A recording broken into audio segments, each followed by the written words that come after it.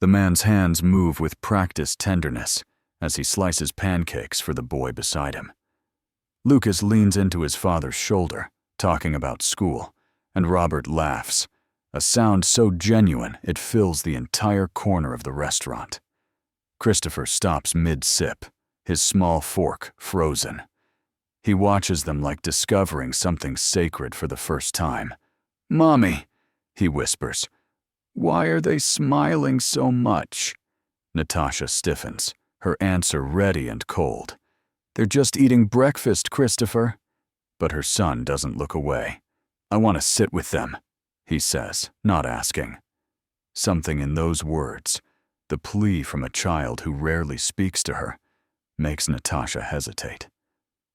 She gathers Christopher, moves to their table, and in that moment, her entire world begins to fracture. For the first time in 5 years, she watches her son's face transform. His eyes light up with a joy she thought she'd lost the right to witness. And she doesn't know that a stranger's hands will soon catch her as she falls, or that those hands once belonged to a man who gave up everything for this exact moment. She doesn't know that everything she built is about to cost her everything that matters.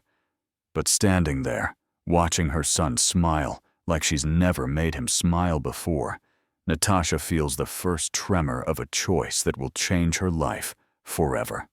Natasha Kendrick had built an empire on precision, every decision calculated, every moment optimized, every relationship transactional.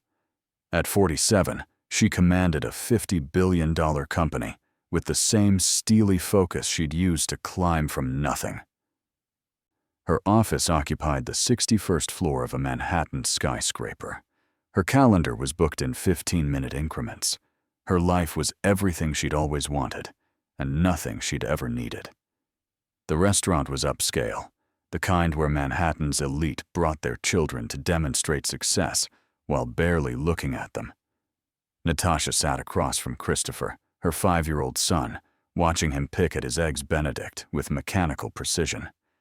He did what she told him to do. He ate what she placed in front of him.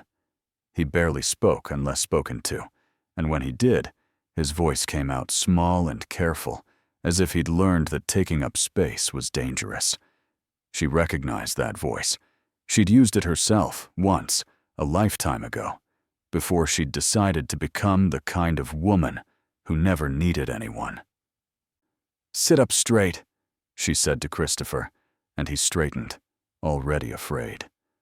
The coffee tasted cold. Everything tasted cold lately.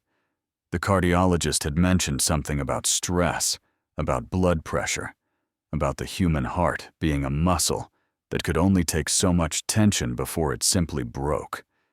She'd listened with the same half attention she gave to most conversations that didn't involve quarterly reports.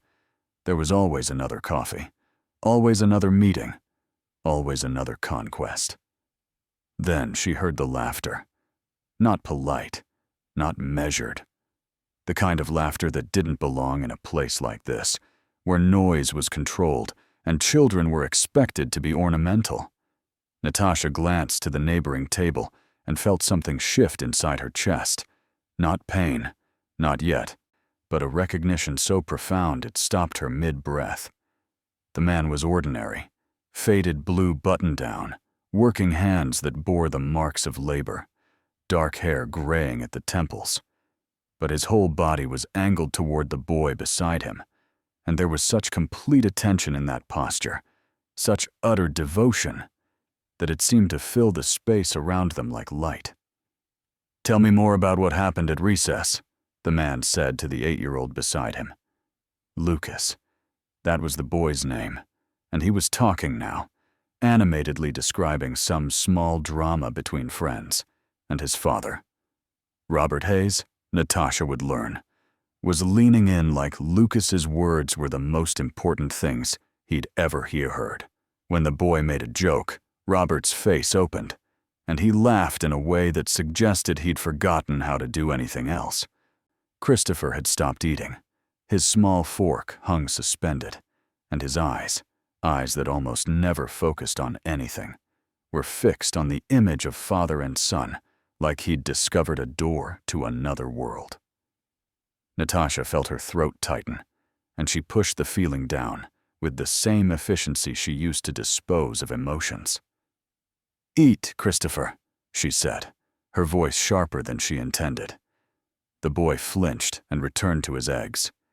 But 5 minutes later, as Robert rose to cut Lucas's pancakes, showing him how to fold them just right, Christopher did something he'd never done before.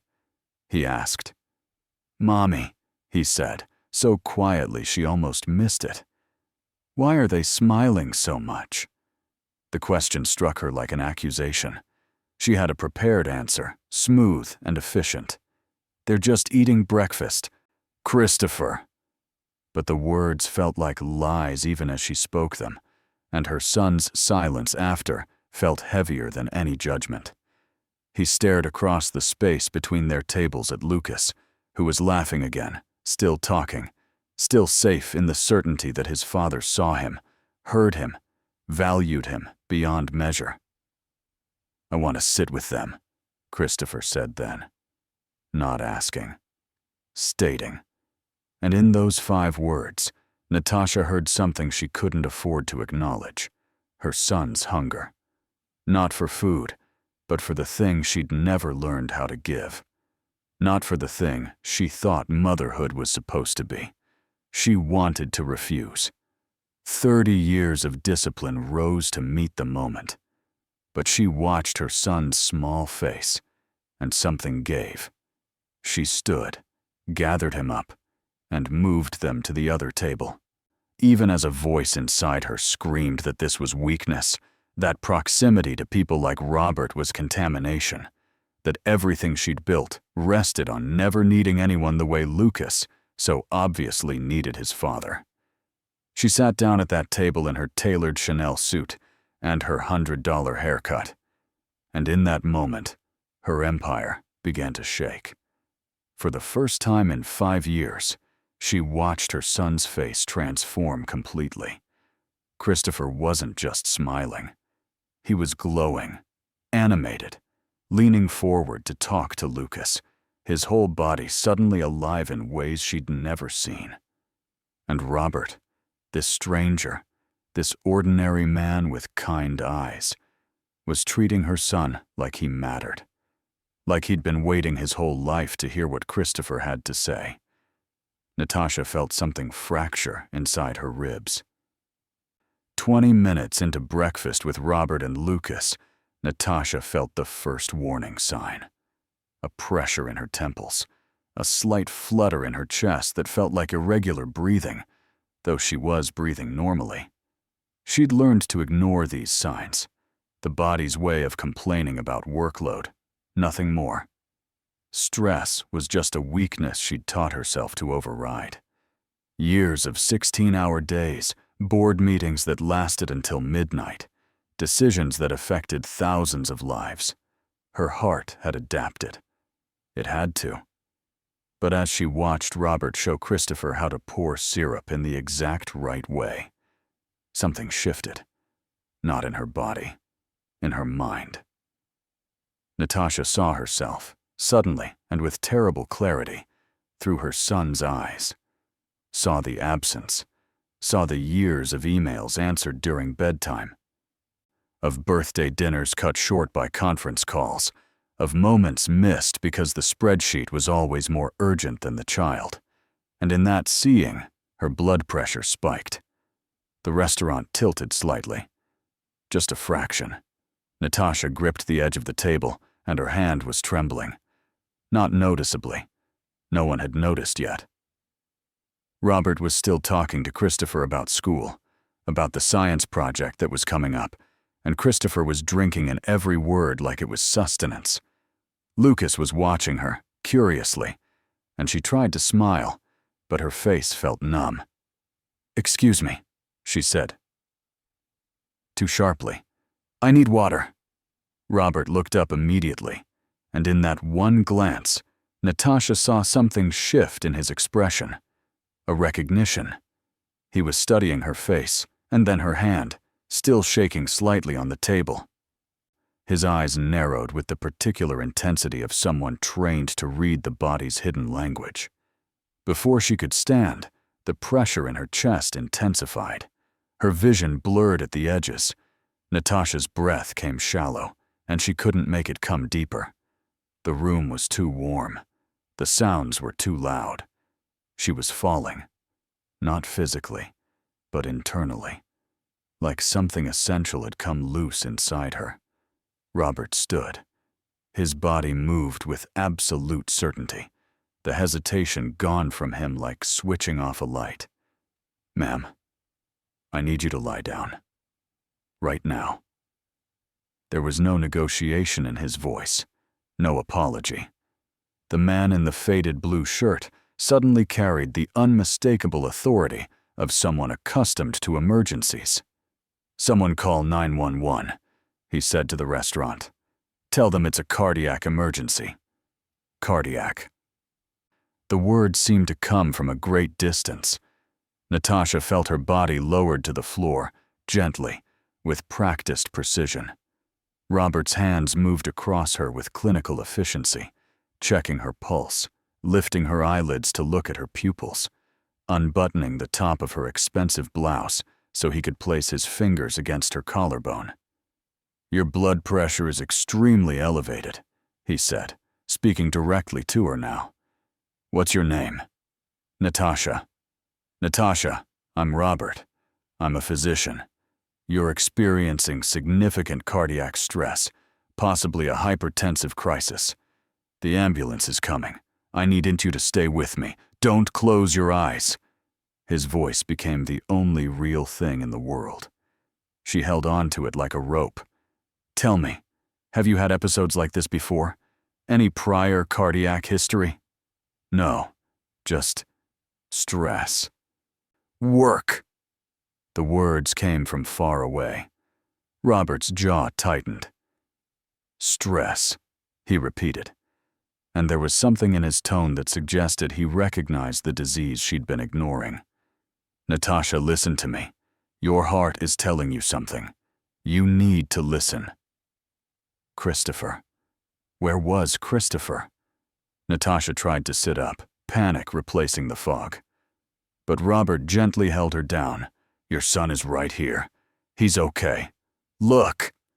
And there was Christopher, held by a restaurant hostess, watching his mother on the floor with wide, terrified eyes. Robert was positioning himself so Christopher could still see her, keeping her visible to the boy, keeping her tethered to the one thing that still mattered. "It's going to be okay, buddy," Robert said to Christopher, his tone shifting to something entirely different. Warm, confident, designed to reassure. "Your mom is going to get help. There are people coming who know exactly what to do." He knelt beside Natasha again. "The ambulance will be here in 2 minutes. Your blood pressure is 175/105. That's critical. You're not having a heart attack right now, but you're very close." Very close. Natasha closed her eyes, and Robert's voice brought her back. "Look at me. Keep looking at me." She opened her eyes, and there was Robert's face, focused entirely on her, and she realized something fundamental. This man, this stranger, cared whether she lived or died. This man, who didn't know her, was treating her like someone whose existence mattered. The sirens came. The paramedics arrived with their equipment and their practiced efficiency. Robert briefed them with the clinical precision of someone who'd stood on their side of an emergency dozens of times before. As they lifted her onto the stretcher, his hand briefly touched her shoulder. "You're going to be okay," he said, "but you have to choose to be." At Lenox Hill Hospital, in a bed with monitors beeping around her head, a cardiologist would tell her what Robert had already understood. She had undiagnosed hypertension, cardiac arrhythmia, and was at significant risk for myocardial infarction. Years of stress had ravaged her cardiovascular system. If she continued living the way she had been, the doctor said carefully, the next episode might not be survivable. But before that diagnosis, In the ambulance, Natasha made a discovery that terrified her more than her failing heart. She didn't know how to want to live. The room at Lenox Hill was private, expensive, the kind of space money could buy when the person on the bed was a billionaire CEO. But money couldn't buy what Natasha needed now. The cardiologist, a woman named Dr. Patel, with tired eyes that suggested she'd delivered bad news 1,000 times, sat across from her with a chart full of numbers that all pointed toward the same conclusion: stop or die. Your blood pressure is dangerously elevated, Dr. Patel said, adjusting her glasses.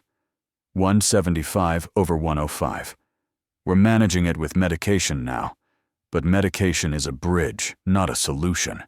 The underlying cause, and based on your history, I'm confident the cause is chronic stress, needs to be addressed immediately.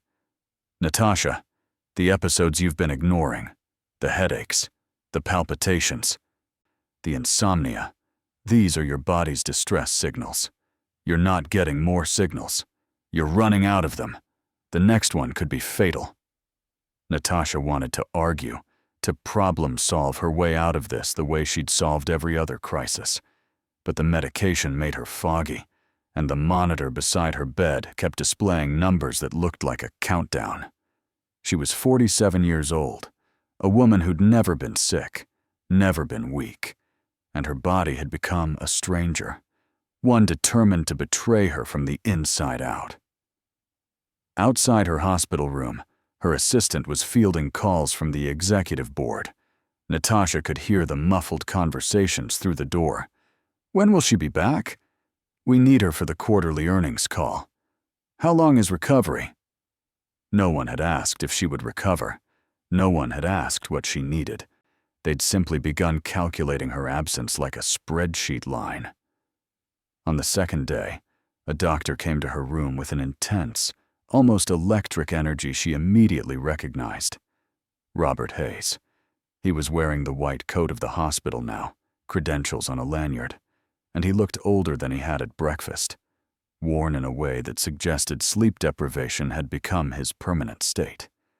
When he saw her, recognition flickered across his face, but his expression remained professional. "Ms. Kendrick," he said, pulling up a chair. "I'm here as a consulting cardiologist. Dr. Patel asked me to speak with you about your options and your lifestyle. May I?" Natasha nodded, and Robert opened her chart, but he didn't look at it immediately. He looked at her. "You asked the paramedics about your son several times during transport. You were more concerned about him than about your own condition. That tells me something important. He matters to you, more than anything else." She couldn't deny it. The question pierced through her carefully constructed defenses. "Then I'm going to be direct," Robert continued. "You are at imminent risk of a myocardial infarction. Not someday. Not if you keep working. Imminently. Your body is sending you messages, and you've trained yourself not to listen. Ms. Kendrick, if you don't fundamentally change your life, there is a genuine possibility that your son will grow up without a mother. That's not a metaphor. That's medical fact." Natasha felt something break inside her chest. Not her heart. Something softer. She looked at Robert, really looked at him, and said the only true thing she'd said in days. "I don't know how to do anything else." He was quiet for a moment. "Yes, you do," he said finally. "You just have to want to live more than you want to be a CEO." That evening, the board called. Natasha took the call from her hospital bed, still wearing the leads that monitored her failing heart. Marcus Chen, the board's chairman, was diplomatic but clear. The media had picked up the story. Billionaire CEO collapses at breakfast. The narrative was already forming, and it was damaging. There were questions about her fitness for leadership, concerns about the company's direction during her absence. "We need to control the message," Marcus said carefully. "You need to make a public statement. You can tell the press it was a stress-related episode. Small thing. Temporary. Resolved. You'll be back in a week, fully operational.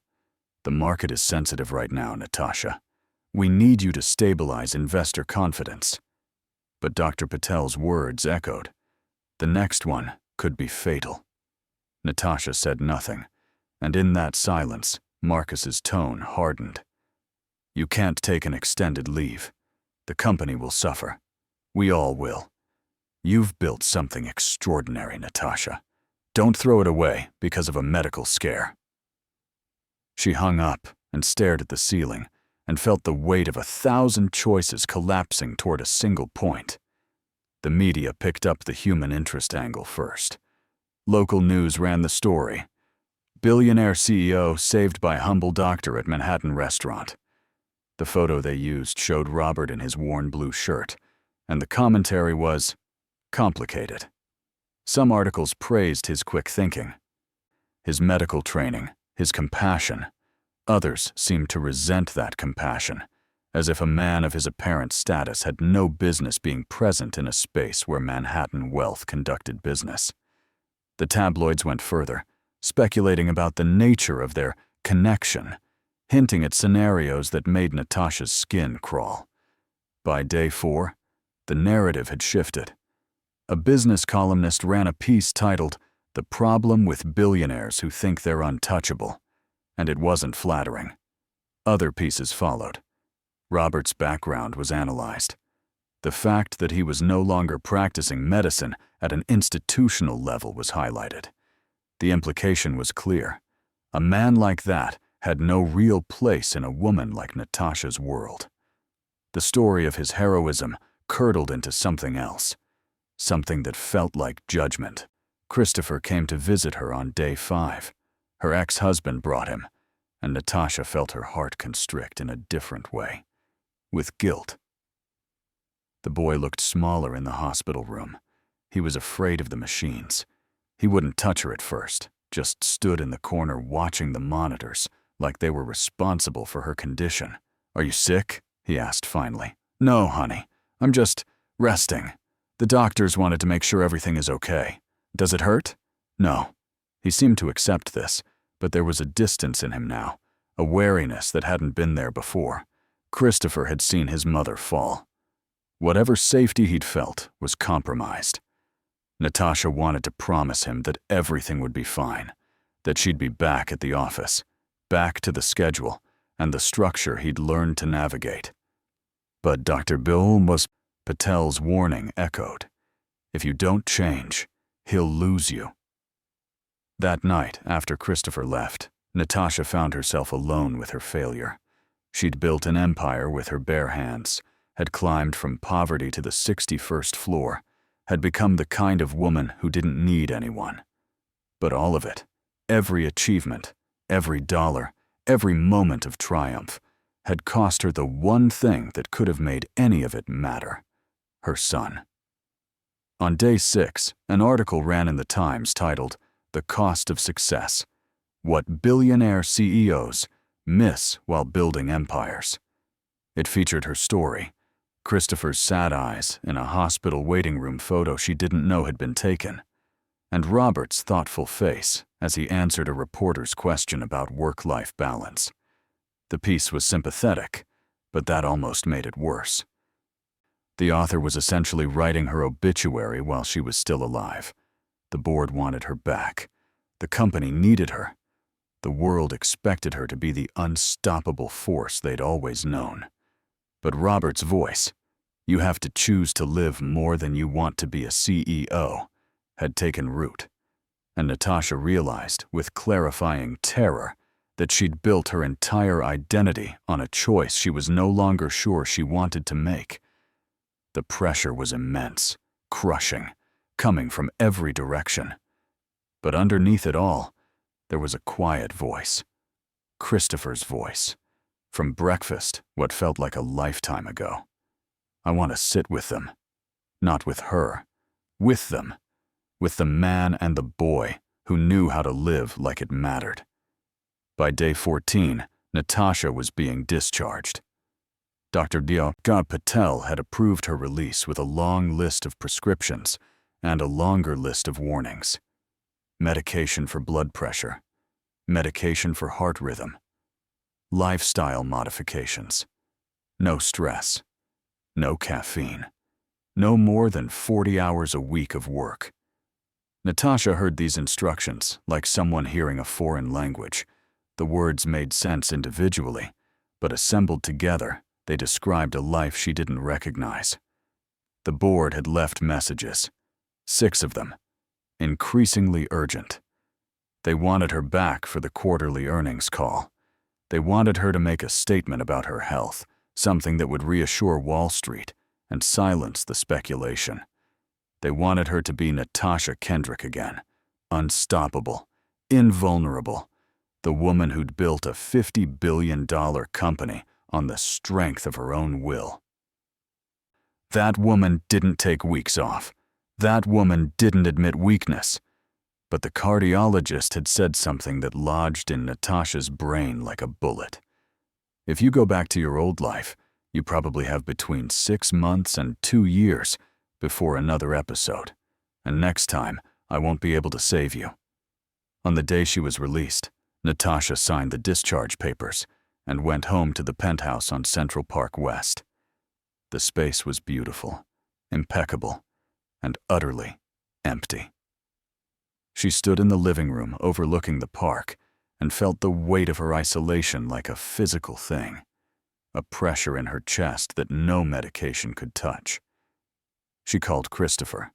Her ex-husband's new wife answered, and there was a careful politeness in her voice that meant they both knew what was being avoided. "He's at school, teacher. Do you want him to call you tonight?" Natasha said yes, hung up, and sat in her perfectly appointed living room and felt the first real moments of panic since the hospital. She'd missed her son's classroom party last week. She'd missed his science project due date. She was missing his life, and when she thought about it, her blood pressure spiked hard enough that she could feel it. The board called at 3 o'clock. Marcus was diplomatic. "Welcome back. We have the earnings call scheduled for Thursday. We've drafted some language for you to review, something that explains your absence in terms the market will understand. We're saying you had a hypertensive episode, but you're fine now, back at full capacity, ready to lead. The stock price has dipped, but..." "I'm not coming back," Natasha said. There was a pause. "Coming back to what?" "To the office? You don't need to be here immediately. We can arrange for you to work from home for a few days, but the earnings call is in 3 days. You have to be there." "No," Natasha repeated. "I'm not coming back." The pause extended. "Natasha, I'm not sure I understand. Are you saying you need more time? We can arrange that, but we need you to commit to a timeline." "I'm resigning," she said, and the words felt like jumping off a cliff. "Effective immediately. I'm stepping down as CEO." Marcus's voice went sharp. "You need to think about this very carefully. You're coming off a traumatic medical event. You're emotional. This is not a good time to make major decisions." "You're right," Natasha said. "This is probably the worst time to make a major decision. And that's exactly why I know it's the right decision." She hung up before he could respond, and sat with what she'd just done. The absolute destruction of everything she'd built, everything she was supposed to be, everything she'd sacrificed for. She needed to see Robert. The thought came unbidden and terrifying. Robert Hayes, who worked in the margins of the medical profession, who'd given up ambition for presence, who seemed to understand something fundamental about what it meant to actually live. She found his number through the hospital directory. They wouldn't normally give out physician contact information, but apparently being the CEO of a $50 billion company still opened some doors, and called before she could think better of it. He answered on the 3rd ring. "Dr. Hayes." His voice was cautious, professional. "Robert. It's Natasha Kendrick, the woman from breakfast, from the hospital." The words sounded stupid. Of course he knew who she was. He'd likely been avoiding her. Natasha. Yes, He paused. How are you feeling? Like I'm drowning in everything I've built, she said, and the honesty of it shocked them both. I need to see you. I need to talk to someone who understands that there are things that matter more than success. Please. Another pause. Then, I have Lucas until 5 today. After that, I'm free. Natasha was at his address by 5:15. It was a modest brownstone in Park Slope, the kind of neighborhood that had once been working class and was now trending toward young professionals. His door was old and needed paint. His furniture through the front window was simple, well used, tubuffed. Everything about the place spoke of a life built on different values than the ones she'd spent 25 years cultivating. Robert opened the door, and Lucas peered around his leg, curious about the woman in the designer coat. Natasha recognized the boy from breakfast, and he recognized her, his eyes lighting up with the simple joy of encountering someone twice was almost friendship. "You're Christopher's mom," he said, with the kind of delight only children could muster. "I am," Natasha said, and her throat tightened. "Is Christopher okay? We missed him at breakfast." Something in that question, the natural assumption that a child's presence mattered, that its absence created a lack, made her understand something she'd been running from for years. She knelt so she was eye level with Lucas. "Christopher is okay. He missed you too. Very much." Robert watched this exchange, and something shifted in his expression. "Lucas, why don't you go get your backpack? Your mom is picking you up in a few minutes." As the boy scampered away, Robert said quietly, "You shouldn't have come here, Natasha. People are watching. People want a story." "I've given them one," she said. "I resigned. This morning. Effective immediately." Robert's face went carefully blank. "You resigned?" "The board said I was emotional, traumatized, not in a state to make decisions. And they were right. I was traumatized by the fact that my own son has learned not to expect anything from me except that I'll eventually leave." She stood, suddenly angry. 25 years, Robert. 25 years I spent building something that doesn't matter, and I have no idea how to build anything that does. "Yes, you do," he said, and his voice carried the same quiet certainty it had in the hospital. "You start with showing up. You start with listening. You start with deciding that someone's smile is worth more than a quarterly earnings call." "I don't know how to do that." "I didn't either," Robert said. 12 years ago, when my wife was diagnosed, I was a cardiac surgeon. My office was on the 48th floor of a hospital not far from yours. I was going to be the best. I was going to save lives. And then Jennifer, my wife, got sick, and I realized I couldn't save hers. And suddenly, all of it seemed hollow. So I quit. I got pulled her. I held her hand through chemo. I went to Lucas's school events, and I got to be there when she needed me most. That's not nothing." Natasha felt something settle in her chest. Not peace, but direction. "Did it work? Did you get to be there when she needed you?" Robert's eyes clouded. "She died anyway. 4 years ago. But at least," his voice broke slightly, "at least she knew I tried. At least Lucas knows his father loved her more than he loved his career. Natasha, that's the only thing that matters. That's the only story that survives us." Outside, a car pulled up. It was Lucas's mother, coming to collect him for the evening. Robert opened the door, and Lucas appeared with his backpack, and there was a moment of easy efficiency between them. The kiss on the cheek, the reminder to finish homework, the certainty that they would see each other tomorrow. Natasha watched and understood, finally, what she'd been missing. "Go," Robert said to her quietly. "Be a mother. That's not weakness." That's the strongest thing you'll ever do." 3 months later, Natasha was learning how to be something she'd never been allowed to become: ordinary.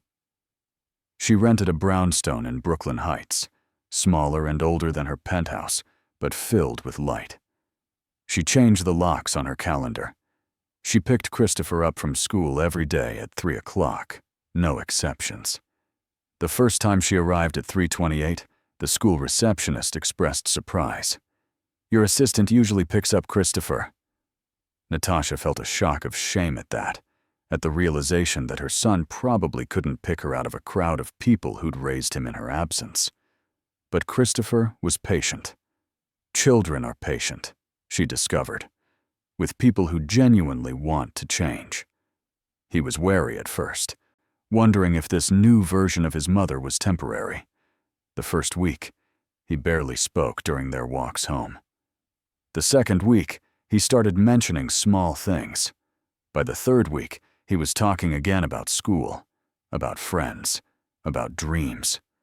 Natasha learned that he wanted to be a paleontologist, that his favorite color had changed to purple, that he was scared of thunder, but brave in the dark. These were things mothers were supposed to know. The medication regimen was strict. Every morning, blood pressure medication. Every evening, the arrhythmia drug, small white pills that kept her heart steady. Every week, grocery shopping with Christopher, who helped her choose healthy foods and complained good-naturedly about the elimination of most processed snacks. The weight began to drop. The exhaustion that had lived in her bones for 2 decades started to lift. Dr. Patel saw her for monthly checkups and watched her markers improve with visible satisfaction. "Your blood pressure is 130/80, she said at the 3-month appointment. "Your lipid panel is excellent. You've stabilized the arrhythmia.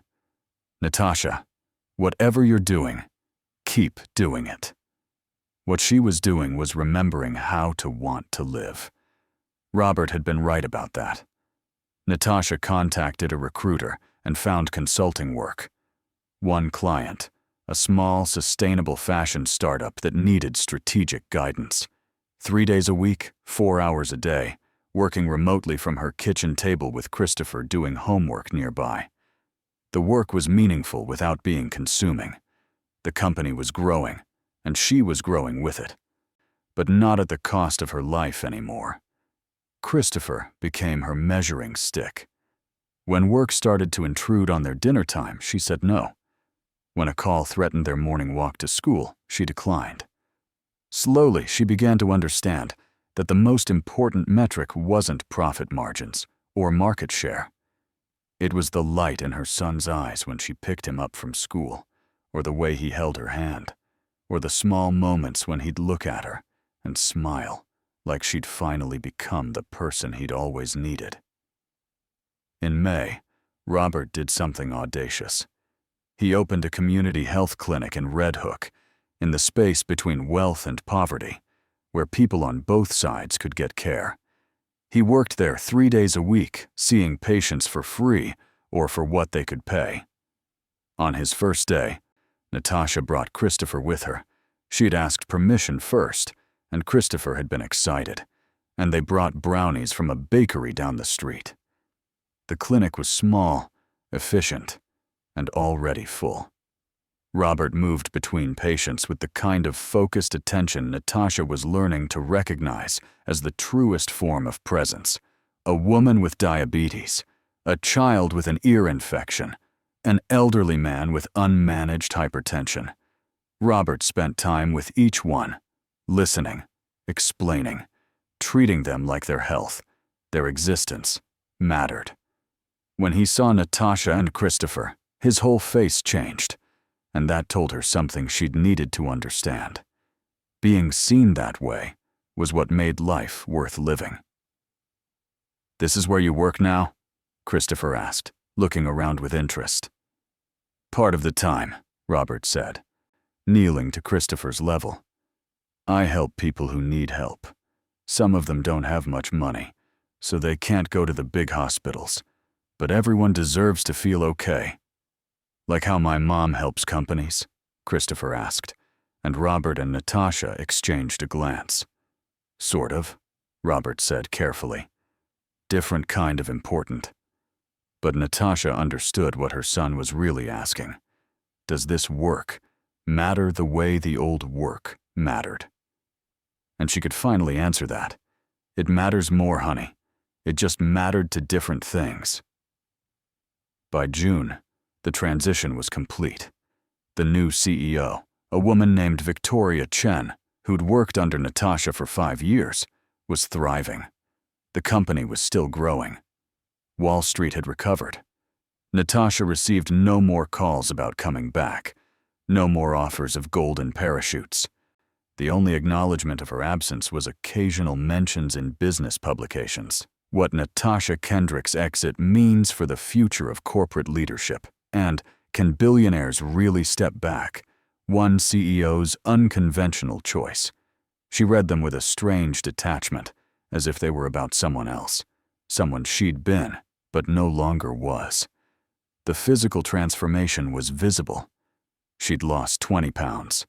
Her hair was showing gray, and instead of coloring it religiously, she'd let it grow in.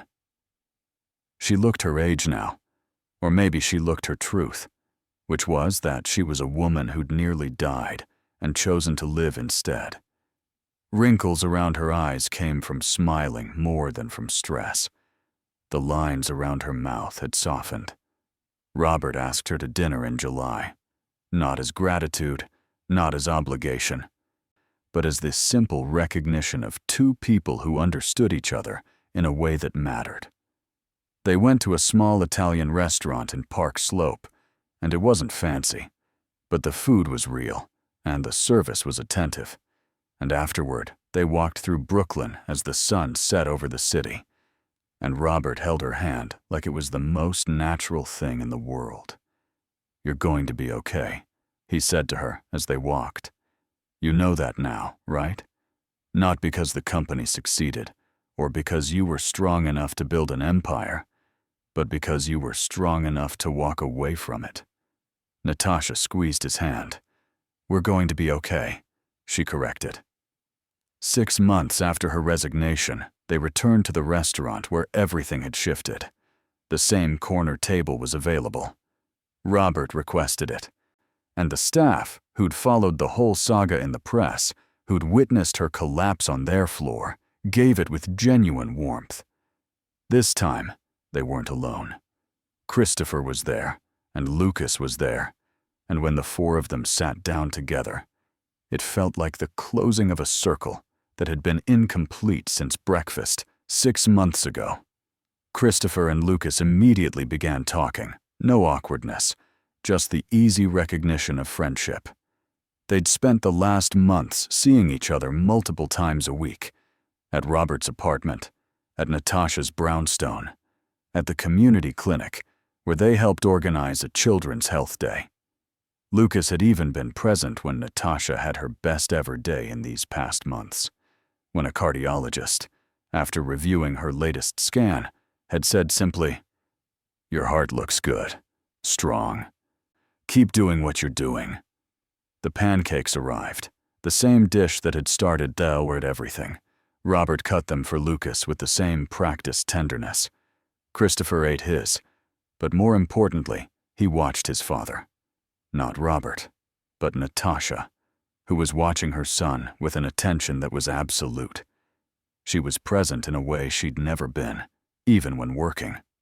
Her phone was in her purse. Her calendar was empty except for the things that mattered. School pickups, therapy appointments. She'd started therapy 6 months ago. Working through the year, she'd been raised to believe that love and ambition were incompatible. Dinners with Robert. "Mom," Christopher said between bites, "when are we going to see the dinosaur exhibit?" "Next Saturday," Natasha said immediately. "Just you and me. Robert and Lucas are going to come with us," Robert said, and Lucas nodded vigorously. It had become the natural resolution. Problems were solved by including each other, not by choosing one thing over another. The restaurant was fuller than it had been 6 months ago. and Natasha noticed several people looking at their table, recognizing her perhaps from the news coverage or from photographs. But there was something different in their gaze now, not judgment or fascination, but something like hope. As if by watching her eat breakfast with her son and his father's good friend, they were being given permission to choose different things too. The waiter approached carefully. "Ms. Kendrick," he said quietly, "I don't know if you remember, but I was working the morning you collapsed. We were all terrified. But I remember what you told me when you recovered, that you were going to choose differently. And I want you to know, you're part of the reason I quit my second job. I decided I wanted to see my daughter more than I wanted extra money. So thank you." Natasha felt tears rise. Not the tears of someone overwhelmed by work or stress, but the clean tears of someone genuinely moved. "Thank you for telling me," she said. "I'm so glad you get to see your daughter more. That matters." After breakfast, Robert walked Natasha to her car while the boys played in a nearby park. "You know what happened here," he said, gesturing back to the restaurant. "You know what you lost and what you gained." "Everything," Natasha said. "I lost everything and gained untouchable everything." "No," Robert corrected gently. "You lost things that were pretending to be everything. That's different. That's brave." Over the months, Natasha had learned that Robert's wife had left him something extraordinary. A journal. Jennifer Hayes had filled it with observations about love, about what mattered, about the fundamental truth that the only thing we ever really leave behind is the people we've loved and the way we've made them feel. One page, marked with a ribbon, read, "If you ever get another chance at happiness, take it. Not because love conquers all, but because life is so short, and being fully present with someone is the closest we get to immortality." Natasha had read that passage while crying in her therapist's office because she understood now that she'd been given a second chance. Not everyone gets one. Not everyone survives the moment their heart breaks, literally or metaphorically. But she had, and she was spending every day now making that survival count. That evening, back at her Brooklyn brownstone, Christopher was falling asleep on the couch as Robert made tea in her kitchen. It was a scene she'd never imagined 6 months ago. A man she barely knew moving comfortably through her space like he belonged there. And the incredible thing was, he did. Not through grand gesture or dramatic declaration, but through simple, consistent presence. "He asked me today if you were going to be his dad," Robert said, handing her a mug of chamomile. "I told him that I couldn't be, but that I was going to be his friend, and that my love for his mother meant I'd care about him forever. He seemed satisfied with that." Natasha looked at her son, sleeping peacefully in a way he never had before, without the tension that came from feeling unmoored. "Thank you," she said to Robert, and the words were insufficient for what she felt, but they were true. "You did this," Robert said. "I just showed you that another way was possible. You had to choose it." 1 year later, Natasha's consulting business had grown to 3 clients, all sustainable fashion companies, all values aligned, all flexible about her time. She made less money than she had as CEO. She had more than she'd ever had in ways that couldn't be measured. Christopher was thriving in school, secure in the knowledge that his mother loved him, that his existence was prioritized, that showing up for the people you loved mattered more than climbing a ladder. Robert's clinic expanded. He trained 2 other physicians and hired a nurse practitioner. His office was still modest, his salary still a fraction of what he could be earning, but the light in his eyes suggested he'd found something money couldn't buy. On a Sunday morning, the 4 of them met again at the restaurant. The staff had come to know them, and there was genuine joy in their greeting. as Natasha watched Christopher and Lucas laughing together, as she watched Robert cut pancakes with the same tenderness he'd always shown. She thought about the woman she'd been a year ago, the woman who'd had everything and nothing, who'd been drowning in success and dying from it. She thought about how close she'd come to missing this, how her son almost didn't get to see her smile, how Robert and Lucas almost remained strangers, how the universe almost allowed her to spend her entire life confusing importance with value. "What are you thinking about?" Robert asked, squeezing her hand. "That I'm the luckiest person alive," Natasha said, and meant it with every repaired fiber of her heart. "And that every day, I'm choosing this. I'm choosing you. I'm choosing him. I'm choosing life." And it was the truest thing she'd ever said.